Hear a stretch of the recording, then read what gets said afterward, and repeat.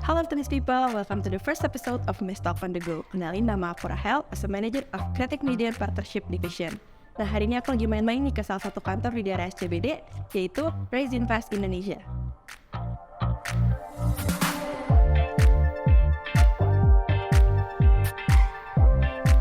Bentar, sebelumnya aku nggak sendirian nih, hari ini aku ditemenin sama Kak Naren. Halo, aku Naren, Digital Marketing Lead dari Raise Invest Indonesia. Welcome to the office. Oke, nanti boleh dijelasin tuh kan sedikit overview mengenai apa sih Raise Invest? Jadi Raise Invest adalah salah satu aplikasi investasi terbesar di Indonesia. Kita aplikasi investasi reksadana. Kita awalnya dari Australia, jadi di Australia kita adalah aplikasi micro investasi terbesar di Australia. Lalu mereka ke Indonesia 2018. Indonesia. Ya. Jadi mau lihat kantor?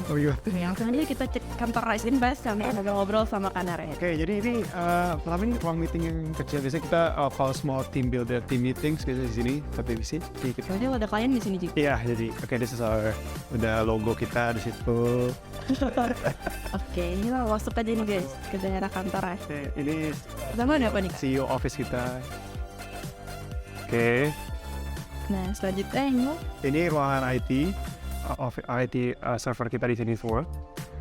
Jadi office kita satu one large office, jadi berbagai divisi dipisah-pisah. Jadi ini di team finance di sini. ada team finance guys. Ini ruangan apa nih Kak? Ini ruangan CEO kita di sini. Oke. Terus ini tim operations kita di sini. Tim bagian di sini. Halo Kak. Hai aja, kasih hai aja. Ini biasanya kalau board of directors di Australia ke sini, ruangan ini di sini kita tempatin. Biasanya berapa kali Kak? Biasanya once every quarter atau once every 6 months ke sini biasanya. Oke. Gitu. Jadi bertiga tim customer support kita, say hi. Halo Kak. Nih, Terus ada sini di tim marketing di daerah sini. Dua. Halo Kak. Jadi investment Ini investment specialist kita dan compliance officer kita di sini. Oh. Nah ini juga Ada ini ruangan musola, ini ruangan komisaris kita. Di sini ruangan komisaris di sini. Oke, berarti open air gitu ya? Ya open air. Dan itu communal area-nya. Oh, jadi makan siang? Ya ini sini enggak makan siang, jadi nggak tempat relax. Bisa kadang-kadang after hours kita bisa main game di sini. Terus jadi kalau makan siang bisa di sini, bisa pemandangan SCBD di sini. Kalau work environment tuh di sini nyantai atau Ya santai-santai aja, karena kan kita timnya kecil, jadi semua orang kita bisa makan bareng. Bisa habis office kita hangout bareng, jadi bisa ke family. Terus ada full offline atau masih ada work from home? Masalah ini full offline. Udah full offline semua. Oke, nih kita bisa makan siang sambil lihat di SCBD nih. Iya, itu like ke hotel, aku lihat orang berenang di situ. Oke. Nah, setelah kita muter-muter ngeliat kantor Raise, dan sini kita bakal lanjut ke sebuah session di mana aku sama Kak Naren bakal bahas lebih lanjut mengenai Raise dan juga financial product marketing. Oke, for the sebuah session, awal kita bakal bahas mengenai Raise di dalamnya. Pertama, kenapa sih Raise memilih Indonesia sebagai salah satu tujuan marketing? Oke, jadi awalnya tuh Raise tuh dari Australia, mereka tuh salah satu aplikasi terbesar, aplikasi investasi terbesar di Australia. Lalu mereka melihat pengen ekspansi ke mana nih, Asia di mana. Kan mereka melihat Indonesia tuh salah satu negara dengan populasi terbesar di dunia, dan itu potensi untuk menarik investor baru tuh sangat besar. Makanya mereka memilih Indonesia sebagai market ekspansi pertama mereka. Oke, berarti kan Indonesia juga ada beberapa aplikasi investasi lainnya kan? Apa sih yang bikin Raise beda dengan aplikasi investasi lainnya? Nah, jadi kan Raise tuh aplikasi investasi reksadana. Di Indonesia kan banyak beragam macam investasi reksadana. Yang bikin berbeda di kita adalah kita tuh bukan aplikasi investasi supermarket reksadana funds. Jadi orang kalau masuk ke Raise, mereka cuma milih dari salah satu portofolio yang kita udah terstrukturkan. Jadi ada 9. Kalau di aplikasi lain bisa ada 100 lebih produk. Makanya kalau orang masuk ke kita, mereka cuma pilih kita pilih nih yang mana nih produk yang paling cocok untuk mereka. Dan juga di fitur di aplikasi kita ada fitur belanja online. Jadi pertama kali di Indonesia, nasabah bisa belanja lewat aplikasi Raise dan mendapatkan cashback dalam bentuk saldo investasi. Jadi pertama kali di Indonesia, makin banyak nasabah belanja aplikasi kita, makin banyak investasi mereka terbuat. Berarti belanja sekalian bisa invest? Ya, cuman ada di kita. Oke. Nah, tadi kan populasi Indonesia banyak yang kan. Tapi ada nggak sih target market khusus dari Raise? Oke. Jadi filosofi di Australia itu selalu mereka ingin nasabahnya dari investor milenial atau young investor dan juga investor pemula. Kita juga mirip juga secara Indonesia. Jadi target market kita adalah para anak-anak muda dan juga mungkin first jobber yang belum pernah melakukan investasi dan juga mungkin yang beginner investor adalah target market. Itu Gen Z gitu kan? Iya. Oke. Nah, kalau purpose atau visi misi Rai sendiri itu Nah, jadi purpose kita adalah terutama dalam meningkatkan literasi keuangan di Indonesia karena Indonesia mungkin disebut salah satu negara dengan literasi keuangan terendah di dunia. Jadi dengan Raise kita sering mengedukasi nasabah kita dengan konten marketing kita untuk meningkatkan literasi keuangan tersebut. Dan juga dari unsur investasinya kita punya visi di mana nasabah kita bisa reach their financial goal dengan investasi dan nabung lewat aplikasi. Oke, makanya ada blog, ada Iya, dan iya. segala macam itu ya Kak. Oke, nah kalau di Rai sendiri ini ada financial program lain nggak selain investasi? Selain investasi kan tadi seperti yang saya sebutkan ada fitur belanja online, jadi di mana nasabah kita bisa belanja lewat aplikasi dan dapatkan saldo investasi. Itu pertama kali di Indonesia dan itu yang salah satu unit selling point kita di Indonesia. Oke, nah kita udah bahas tadi mengenai Rais, mungkin lanjutnya bisa bahas mengenai financial program. Nah, kenapa sih financial industry memerlukan financial program? Nah, jadi seperti yang tadi saya bilang kan Indonesia kan merupakan salah satu negara yang literasi keuangan rendah mungkin. Jadi di Raise kita dengan visi kita mengedukasi itu kita mau menggunakan konten marketing kita untuk mengedukasi para nasabah kita tentang keperluan investasi untuk solusi kepada masalah-masalah yang sangat basic, misalnya pertama pendidikan anak atau juga dana untuk masyarakat. Jadi banyak konten kita tuh selalu mengikuti dua pilar itu untuk mengedukasi nasabah kita pentingnya untuk investasi. Jadi lebih relate juga ya? Ya, jadi kita cari masalah-masalah yang very related to our customers. Jadi mereka bisa mudah untuk.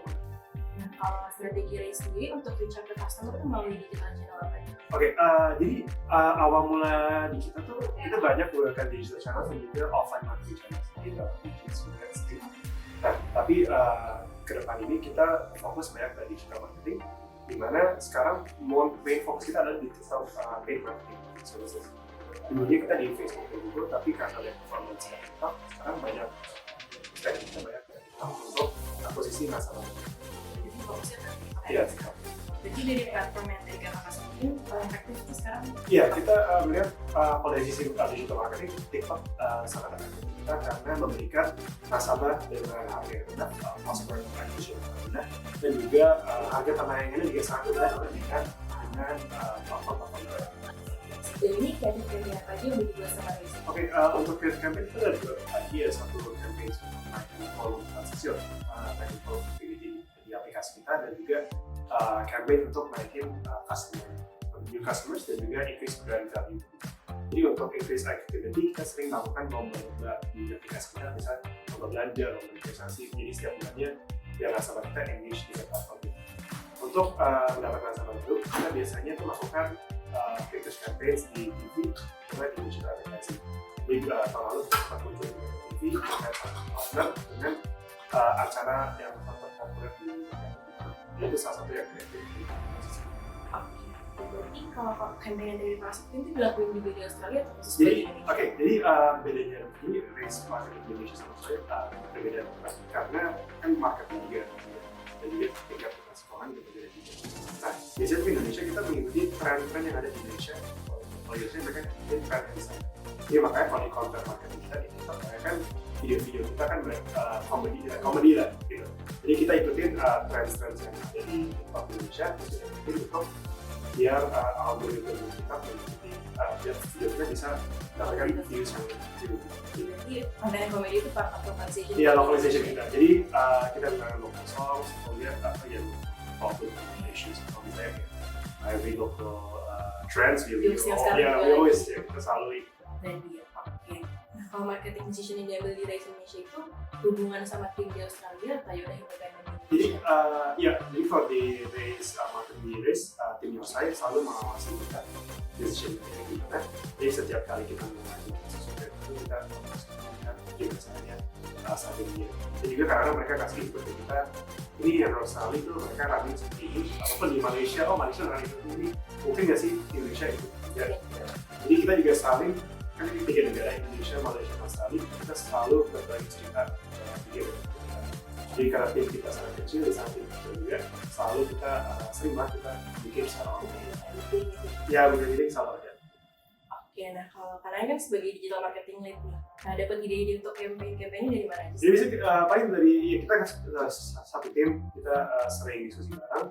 Biasanya di tim member saya, mereka tuh sering melihat tren-tren yang ada sekarang di TikTok sama Facebook, Google, seperti apa gitu. Dan kita juga banyak melakukan competitor analysis, misalnya di periode-periode PD ini, kan itu periode di mana nasabah paling banyak investasinya. Di aplikasi lain pada ngapain nih promonya? Karena kita harus memposisi kita di atas dari yang lain, jadi nasabah baru bisa memilih kita daripada yang lain. Jadi kadang-kadang kita lihat, aplikasi ini promonya segini nih, investasi ini dapat segini, kita malah bisa kadang-kadang bisa tingkatin lebih. Berarti banyak research Ya, banyak research. Karena in terms of marketing, kita harus tahu wawasan yang terjadi di market.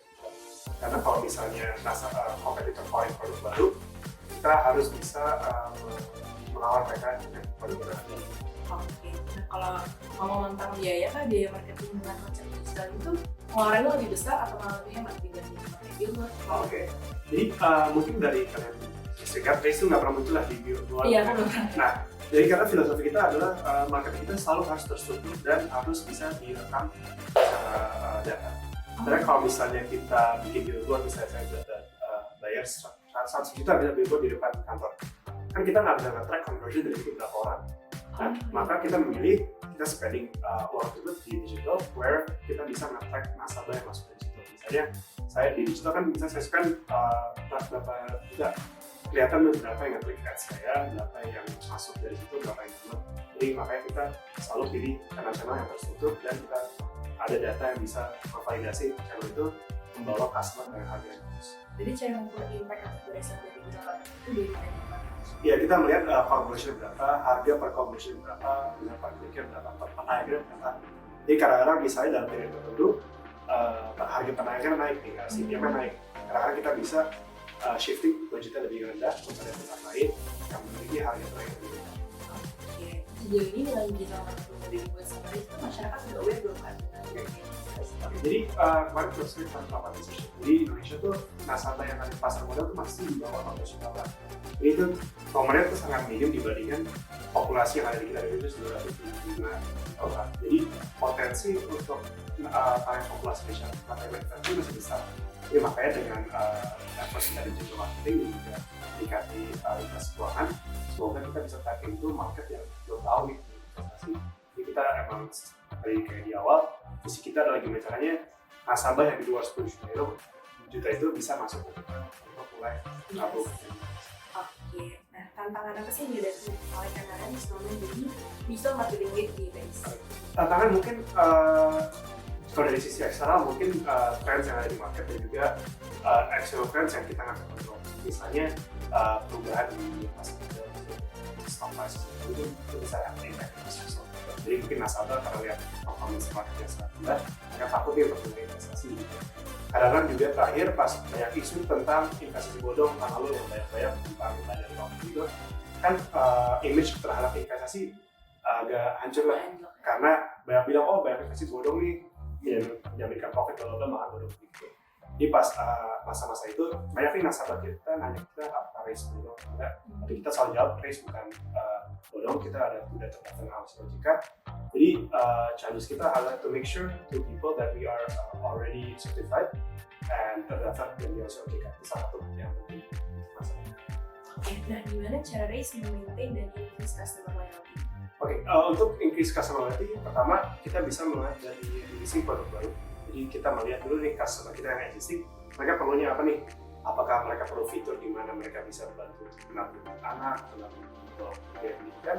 Karena kemarin untuk melawan itu kita merilis fitur baru which is called Race Kids. Jadi karena nasabah kita banyak permintaan, gimana cara kita nabung anak, jadi keluarin fitur baru namanya Race Kids. Jadi di mana nasabah kita bisa buka portofolio investasi terpisah dalam akun tersebut untuk setiap anaknya. Jadi saya ini punya 3 anak, mereka bisa buka 3 portofolio tersebut berpisah untuk anak-anak tersebut, dan mereka bisa sesuaikan investasinya berdasarkan tujuan anak tersebut.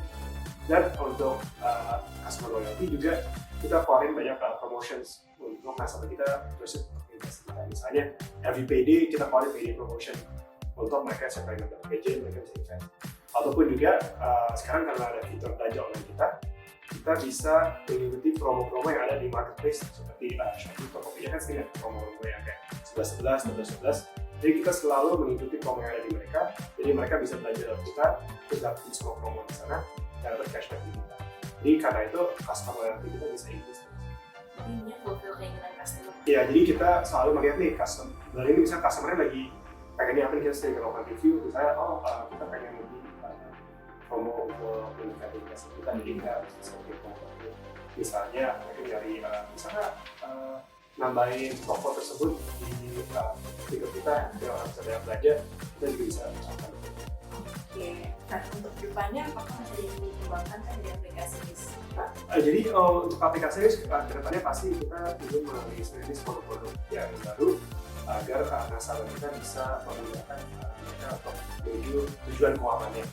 Jadi mereka tuh pengennya semua kebutuhan keuangan mereka tuh bisa melalui aplikasi RIS. Oke, sebagai digital marketing mungkin boleh kasih beberapa tips seputar digital marketing. Oke, paling kan gue bisa kasih 3 tips paling basic lah.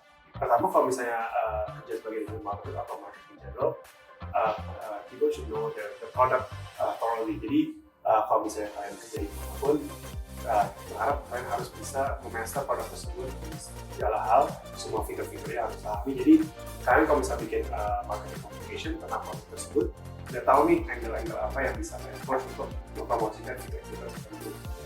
Terus kedua, banyak belajar, karena sekarang tuh belajar di marketing kan banyak kan belajar di online ya. Sekarang di kuliah kan nggak di juga. Jadi misalnya di online kan banyak free e-learning atau paid e-learning yang banyak. Jadi ambillah banyak bootcamp online, belajar digital marketing, karena belajar kan itu sangat penting. Karena kalau misalnya kalian mau kerja di digital marketing, kalau misalnya nggak ada basicsnya agak susah tuh. Terus terakhirnya mungkin banyak kalau kan market research lah. Jadi kalau misalnya kalian kerja di sebagai aspek digital marketer, harus tahu semua produk atau semua brand yang di market produk kalian lagi ngapain nih pada semua saat. Misalnya di awal Januari mereka sukanya ini nih, jadi kalian harus bisa cari cara melawan tersebut, jadi kalian bisa dapatkan full attention kepada brand kalian. Gitu sih. Jadi untuk digital marketing I think is a new job ya, new field for people, jadi banyak interest juga. Jadi banyak belajar lah, sama banyak more you learn, you get more experience for you to be successful. Oke, that's it for today. Tadi kita udah bahas banget tentang mulai dari base sampai ke tips seputar digital marketing. Lagi kita mau terima kasih banyak buat Kak Naren yang udah ngomongin topiknya, buat Office dan juga berbagi ilmu kita. Buat yang tentang marketing, jangan lupa cek Instagram dulu ya. Terus kalau misalnya ada mau download aplikasi RIS, cek aja di Google Play Store atau Apple App Store, RIS Invest, langsung download aja, it's free, tinggal masukin KTP dan kalian bisa langsung mulai investasi. Yes, okay, see you on the next episode of Mistalk on the Go. Yes, Optimis.